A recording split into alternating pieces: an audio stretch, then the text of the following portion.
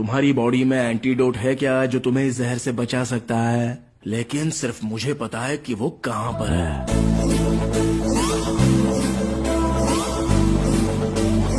हट जाओ सामने से।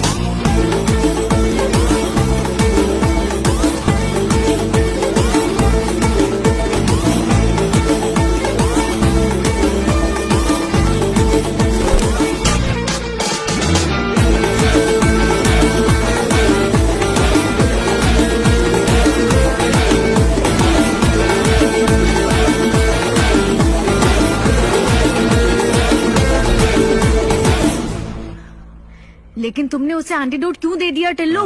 कोई वाइन शॉप वाला तुम्हें पैसे लिए बिना वाइन भी नहीं देगा। तुम्हें लगता है मैं एंटीडोट दे दूंगा? भेजो। ये देखो। इसे देखिए क्या होगा। वहाँ से कट गया लेकिन मेरे अकाउंट में आएगा तभी हो गया। देखो अपनी आंखों से देख लो। अब तो दे दो मुझे अरे यार एंटीडोट। तुमने टीडीएस क्यों काट